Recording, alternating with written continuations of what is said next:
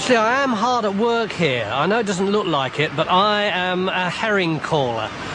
My job is to sit here and watch. And when I see a flock of gulls flying low over the water, I know that there's a shoal of herring out there. So I shout out the word herring to the villagers, and they rush out of their houses and jump in their boats and go and catch them. But it can take quite a while.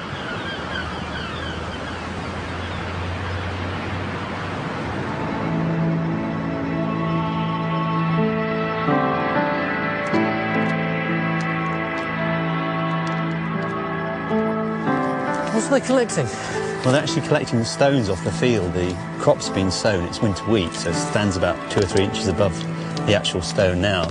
And there's one thing with this land, it almost grows stone. They're actually getting them out off the soil to hopefully improve the soil and actually get the stones out of the way of the harvesting machines with moving blades, which are expensive machines. And so using a cheap form of labour here to actually get this potential hazard out of the way. And what happens to the stones? Well, they'll go off into the cart, and we can utilise those for making trackways and or pathways just around and about, and maybe even use them on the parish roads. What was life like for these kids? Well, it wouldn't have been all nice and sunny like today. It would have been cold, hard, real drudgery. They'd have been out here all weathers, picking away, and of course I've got gloves and they don't have the luxury of that. Pretty tough, grim conditions. And of course at the end of the day, after a long 10, 12 hours work, getting home to a small, damp, crowded little house, large families, not much to eat, probably with just a little bit of bread and cheese. So all in all, pretty grim. Life was really very tough for Victorian children. Victorian kids were skinny and undernourished. Many were beaten, and they were drugged to ease their pain so that they could work even longer hours. When Parliament outlawed the use of child labour in 1869, no one really seemed to take any notice. Herring calling was a bit like watching paint dry without the thrill. People in Victorian Britain did what they could to earn a living. No job was too small. And taking money from fishermen to alert them to the chance of a catch was one way of earning something. Oh, and it was a bit cold on the bum. Jobs like these may have been boring or messy or just plain hard, but they were nothing like facing one of mankind's creepiest and oldest enemies, the rat. Welcome to the grim world of the Victorian rat catcher.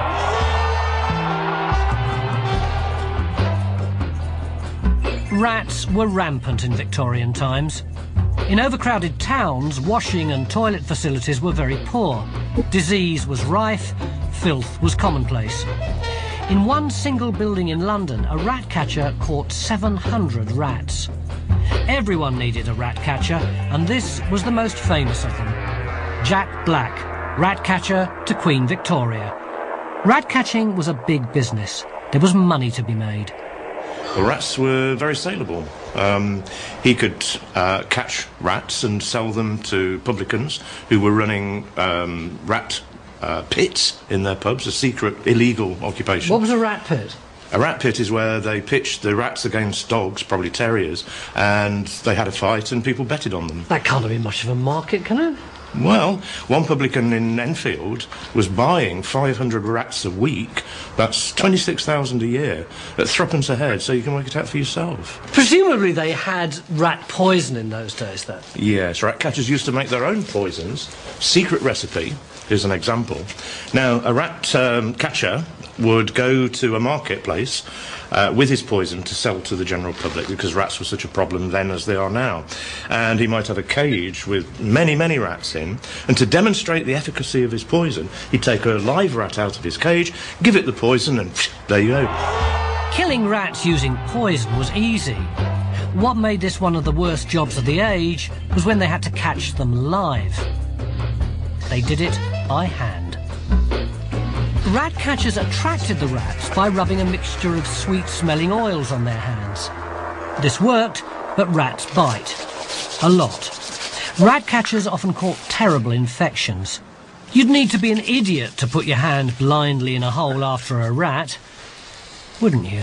Smell like an old-fashioned boiled sweet. I think those rats are going to love that.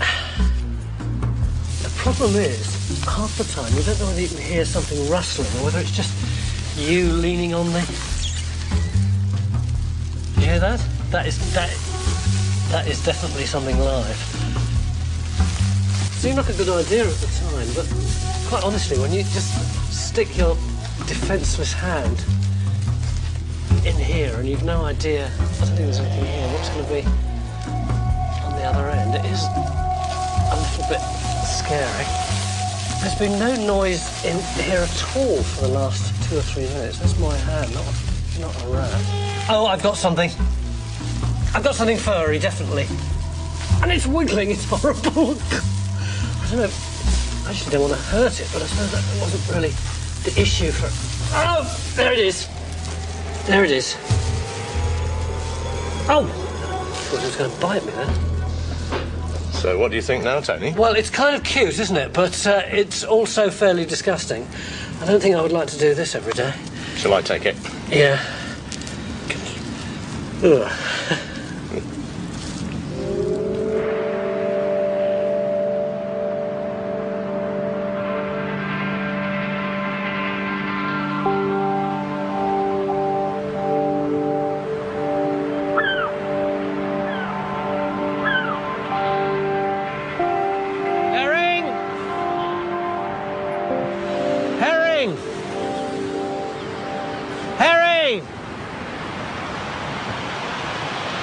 I think they're all asleep. Top of virtually everyone's list of worst jobs of the Victorian era has got to be child chimney sweep. But according to Dick Van Dyke, a sweep is as lucky can be. Was it really such a bad job? Sending little boys up chimneys was actually made illegal in 1840. 24 years later, the Act had to be strengthened because people just ignored it. Leslie, did they really put little children as young as Daniel up the chimney? I'm afraid they did. Children even younger than Daniel. I know that Daniel's 8 and children of 6 and 7 were sent up the chimneys. Why? Why didn't they just shove big brushes up? And there were lots of very poor children around who'd got stunted growth from bad nutrition, and they were very, very slim. And they were very, very agile and could handle a little brush like that superbly for sweeping down the soot. Right, you scruffy little urchin, get up that chimney.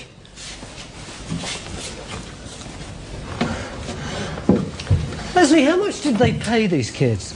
Well, they didn't pay them anything at all, actually. Kids of about 6 and 7, often orphans or kids looked after by the parish, they'd apprentice them to a master sweep. And the idea was the master sweep would care for them, feed them, clothe them, give them a living, until such time as they were too big to go up the chimney. The only problem is, of course, the master sweeps were out to make as much money as they could themselves. So the kids didn't get paid, they get very meagre food. Often that meant that they got stunted growth, they were very slim. Daniel? Yeah, You all right in there? You're not stuck, are you? just a little bit. What are you doing? I'm cleaning. What was it like up there in the chimney? Very tight fitting. I mean, often on a chimney like this, you'd have your main chimney, but you'd have flues going off from the main chimney. So very, very narrow areas that they had to climb in. Suppose you were in there for about 3 hours and there was loads of chimney soot and stuff.